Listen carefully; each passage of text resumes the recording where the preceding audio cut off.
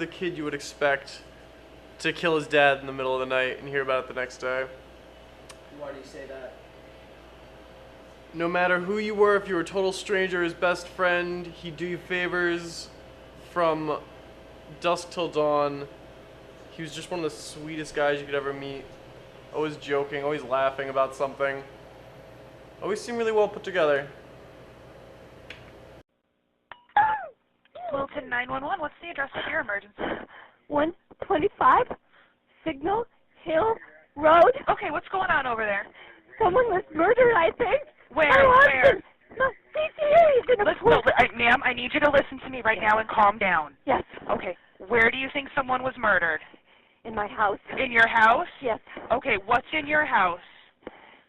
Please hurry. Ma'am, I'm going to get officers there in just a second. I need to know what's going on. What makes you think that someone was murdered in your My house? husband is in a pool of blood. Your husband's in a pool of blood? Yes, How quickly. old? Okay, all right. They're going to be there in just a second, okay? Yes. Did you just get home? Yes. Okay. Is anybody else home with you?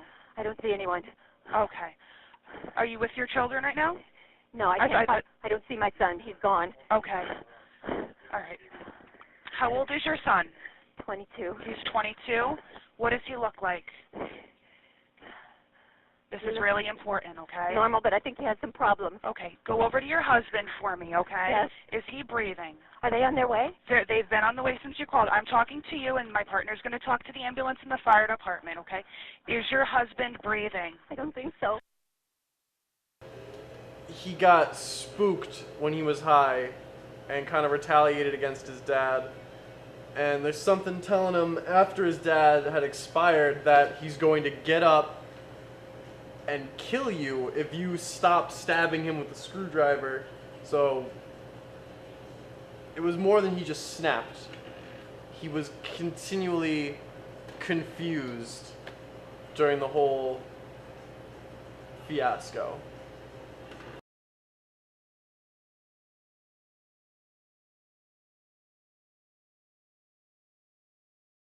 Once you start down the path of drug use, pretty soon it loses its effectiveness. And if you can't get more of the drug, or if you can't afford more of the drug, you tend to gravitate towards stronger drugs. They're going to have more of an effect. And I would say that's what happened in this case. Not knowing the case very well, but once the doors open for drug use and people find themselves inclined to it, they're going to want to try the stronger drugs because it's more bang for their buck. It was so out of the blue that, you know, he was drinking a lot, he was smoking a lot of weed, and then all of a sudden he's doing dope all the time, and then this with the PCP. Like, it's so easy to get into these weird drugs that mess up your mind. I guess he already had some mental issues. I think the appeal for drugs in general is escape from reality. It creates an ethereal feeling that they feel like they're escaping from their normal life. The problem is escaping from your normal life is always going to make your life worse. You're not dealing with the problems you need to be dealing with every day, and so when you take a little vacation from that, it just seems to make itself worse, and so escape becomes more urgent because you want to get away from a situation that's going from bad to worse. The way you get away is by taking more of the drug or by taking heavier drugs.